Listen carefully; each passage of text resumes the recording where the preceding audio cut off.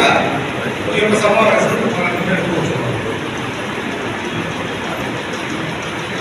దీని గురించి X government chairman మిగతా మాట్లాడుతూ ఎక్స్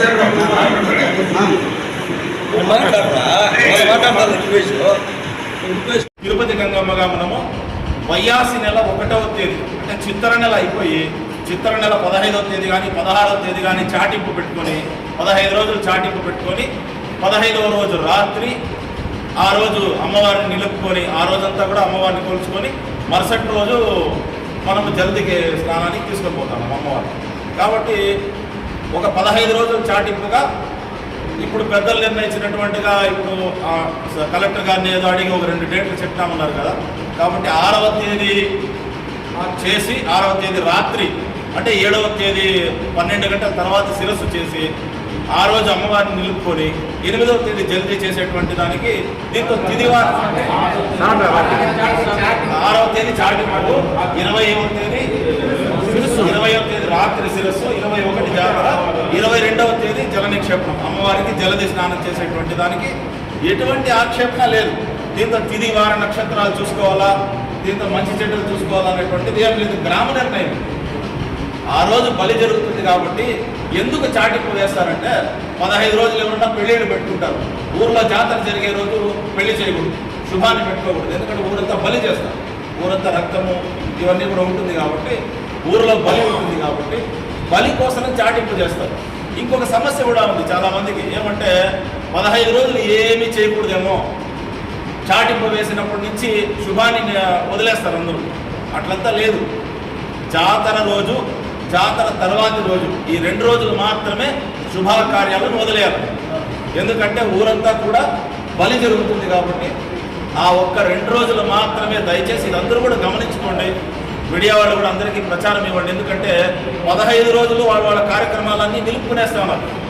అట్లా లేదు. కాబట్టి ఈ 2 రోజులు మాత్రమే మనకు ఏదైనా శుభాన్ని ఉంటే వాయిదా వేసుకోవాలి. కాబట్టి మీరు అనుకున్నట్టు 6వ తేదీ చాటింపు వేసుకొని 20వ తేదీ రాత్రి శిరస్సు ఇది చేసుకుని 21వ తేదీ జాతర చేసి 22వ తేదీ చేసేటువంటి దానికి ఎటువంటి ఆక్షేపణ లేదు. నా నిర్ణయం కాదు ఇది, నేను సలహా మాత్రం ఇస్తా ఉన్నాను. అందరూ కూడా ఇప్పుడు ఉండేటువంటి పెద్దలందరూ కూడా నిర్ణయం చేసుకుని ఇదే ఒక నిర్ణయం అని ఏకతాటిపైన వస్తే ఏం సమస్య లేకుండా జరపచ్చు. మార్చేటువంటి దానికి ఎటువంటి ఆక్షేపణ అయితే లేదు. నిర్దిష్టంగా చేయొచ్చు, ఏం తప్ప అయితే ఏం కాదు. అదే డేట్లో కూడా బాగుంది చేయొచ్చు అనేది. ఇప్పుడు మీకు అందరికీ సంబంధం అయితే అదే 6వ తేదీ చాటింపు ఉండి 20వ తేదీ విధంగా జాతర స్టార్ట్ కాదు. సిక్స్ రాని 21వ తేదీ సిక్స్ నిలుపుతారు, జాతర జరుగుతుంది. అందరికీ సంబంధం అంటే చెప్పేయండి, అదే అనౌన్స్ చేస్తారు.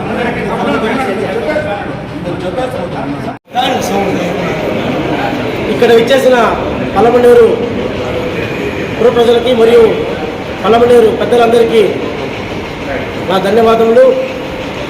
గత నెల రోజులుగా ఈ పల్లమనేరు జాతరలో ఎప్పుడా అనే డేట్ ఫిక్స్ కాకుండా అందరూ కొంచెం అయోమయంలో ఉన్నారు. అందుకే ఈరోజు పెద్దలతో చర్చించి పార్టీ ముఖ్యులతో చర్చించి ఈరోజు అందరినీ ఒక తాటు చేసి, ఎందుకంటే గతంలో 2 సంవత్సరాలు చేయడం ముందు కూడా మనము ఏం చేయాలన్నా కూడా ఊరి పెద్దల సమక్షంలో అన్ని నిర్ణయాలు తీసుకోవడం జరిగింది. ఇప్పుడున్న కోవిడ్ దృష్టిలో ఎట్లయితే రూల్స్ ఉందో ఆ రూల్స్ ప్రకారం వచ్చేసింది. ఎందుకంటే ఎలక్షన్స్ రావడంతో ఆ ఎలక్షన్స్ కోడ్ ఉండడంతో మన పండగ రోజు ఎలక్షన్ రావడం, అందులో ఇది సార్ లీప్ ఇయర్ 14వ తేదీ రావాల్సిన జాతర శిరస్సు 13వ తేదీకే వచ్చింది. ఎందుకంటే 5 ఏళ్ళకి ఒకసారి లీప్ ఇయర్ వస్తుంది. ఆ లీప్ ఇయర్ ఈ సంవత్సరమే వచ్చింది. దానివల్ల 30 రాసిన స్టార్ట్ 29, 14 రాసిన శిరస్సు 13వ తేదీకి మారుతుంది.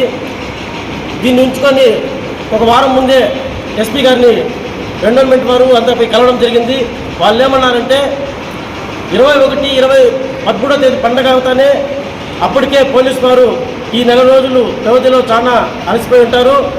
అందులో వివిధ రాజకీయ పార్టీలు ఎలక్షన్ జరిగిన ఊపుకుంటుంది. కాబట్టి ఆ మరుసటి రోజు 14వ తేదీ 15వ తేదీ ఒకరోజు షిఫ్టింగ్ చేద్దామంటే కూడా వాళ్ళు ఒప్పుకోలేదు. ఎందుకు ఒప్పుకోలేదంటే ఎలక్షన్ జరిగిన మరుక్షణం జరగడంతో ఏదన్నా కొన్ని కొట్టాటకు దారి ఛాన్స్ ఉంటుందనేసి వద్దు, వాళ్ళు 20 నుంచి 30 తేదీ వరకు ఇచ్చారు.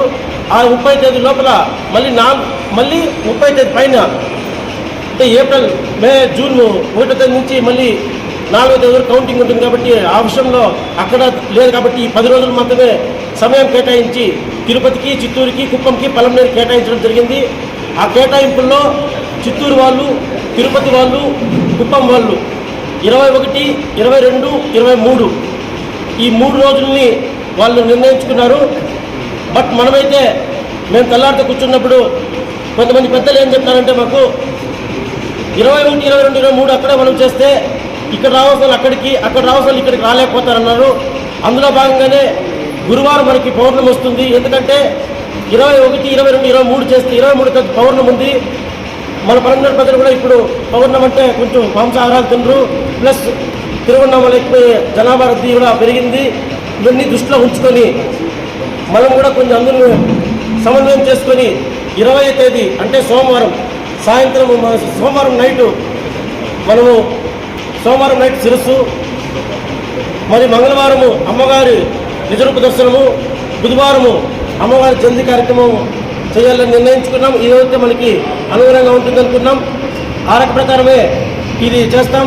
మరి ఆ తర్వాత ఎన్విరాన్మెంట్ అధికారులతో వాళ్ళకి పోయి డిస్కస్ చేస్తే ఎన్విరాన్మెంట్ అధికారులు కూడా ఏం చెప్పినారంటే గతంలో ఇప్పుడు ఎలక్షన్ కోడ్ ఉంది కాబట్టి ఎటువంటి కమిటీ ఉండదు, కాకపోతే మీరు పండగ చేయకుండా చేసేదానికి మా ఇద్దరు వల్ల అంటే ఎన్విరాన్మెంట్ అధికారులు అంటే ఏదో 100లో ఉండరు, 1-2 ఉంటారు కాబట్టి ఎటువంటి వసూళ్లు చేయరు, ఎటువంటి చందాలు వసూలు చేయం కాబట్టి గుడికి సంబంధించిన వచ్చే అమౌంట్తోనే ఈ పండుగని అంత వైభవంగా చేయలేము. ఎందుకంటే ఎలక్షన్ కోడ్లో భాగంగా డ్రమ్స్ కానీ, డీజేలు కానీ, టపాసులు కానీ ఈ ప్రోగ్రామ్స్ పెట్టేదానికి లేదు.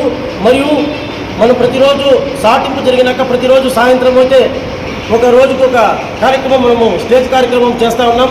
ఇది కూడా ఈసారి ఆ 13 రోజులు భక్తి శ్రద్ధలతో పూజా కార్యక్రమాలు అయితే చేసుకోవచ్చు, కానీ స్టేజ్ ప్రోగ్రామ్స్ ఎటువంటి ఎక్స్ట్రా యాక్టివిటీస్ చేయకూడదని చెప్పి కూడా తెలియజేయడం జరిగింది. మరి అందులో భాగంగానే అధికారులు మేము అడిగితే మేము మాతో పాటు 10 మంది సభ్యుల్ని మాకు ఇవ్వండి అంటే దీంట్లో ప్రతి ఒక్కరు ఆ సభ్యులంతా కూడా అమ్మవారి సేవకి అంటే ఏ చందాలకో వాటికి కాదు, అమ్మవారి సేవ అంటే ఏదో అమ్మవారికి కావాల్సిన పనుల పాటుకో లేదంటే పూజా సామాగ్రి తేవడానికో ఏదన్నా కార్యక్రమాలు జరపడానికో కొంచెం ముందు నుండి మెయింటైన్ చేసేదానికి మాత్రం అమ్మవారి దర్శనార్థము ఆ క్యూ లైన్లకి వీటన్నిటికీ 10 మంది కమిటీని వేయాలని చేసినారు. అది కూడా మేము గౌరవ శాసనసభ్యులతో మాట్లాడినాం. ఆయన కూడా మీరు ఊరి పెద్దలతో మాట్లాడి రేపు నిర్ణయం తీసుకుంటామని చెప్పినారు. కాబట్టి అది కూడా ఎవరిని ఆ 10 మంది సభ్యులను కూడా రేపు తెలియజేస్తాం. అందులో భాగంగానే మళ్ళీ ఈరోజు ఆర్టీఓ గారి దగ్గరికి గౌరవ సుధాకర్ గారిని పిలుచుకొని మేము వెళ్తే కంగారెడ్డి అంతా మేమంతా పోయింటివి. ఆ పోయింటే ఆ ఆర్టీఓ ఆఫీస్ గారు కూడా ఏం చెప్తారంటే మాకు 13వ తేదీ ఇక్కడ పండుగ జరుగుతుంది, మనం మార్చుకుని కూడా మన మంచికే. ఎందుకంటే 144 సెక్షన్ ఉంటుంది, 3 కంటే ఎక్కువ ఉండట్లేదు, 4 కంటే ఎక్కువ ఉండట్లేదు.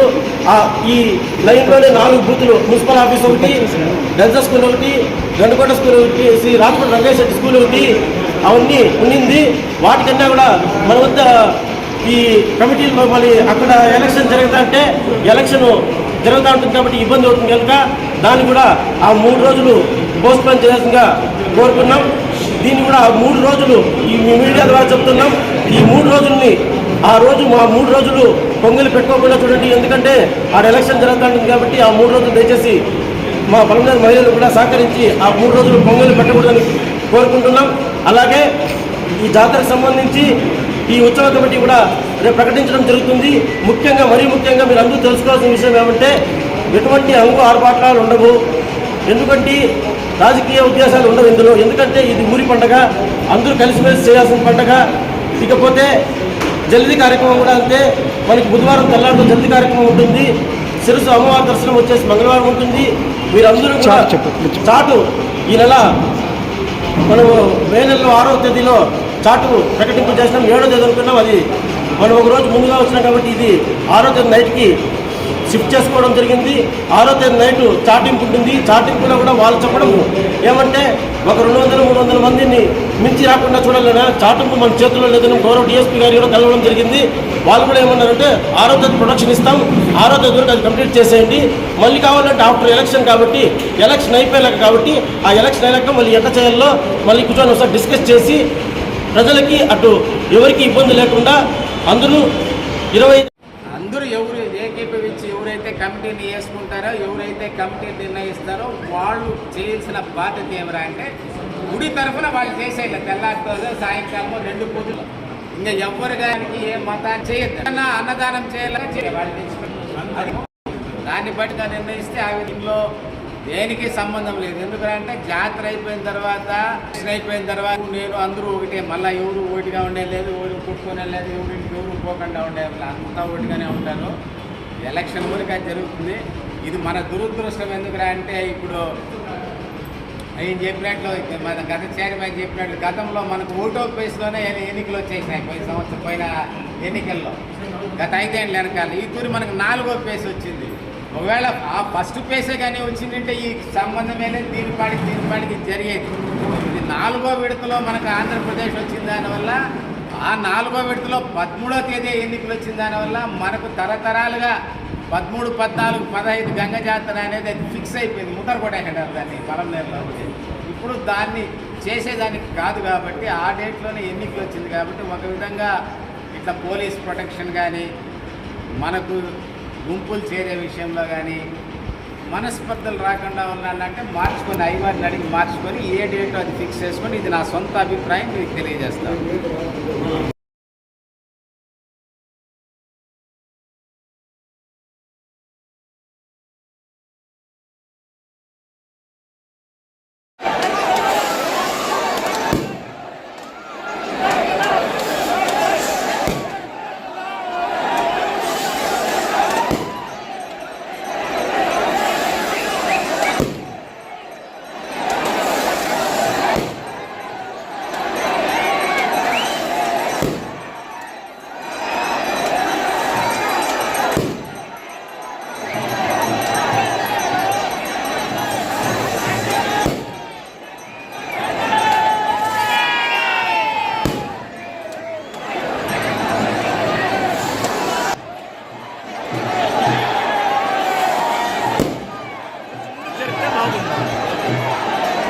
వదిలితే కదా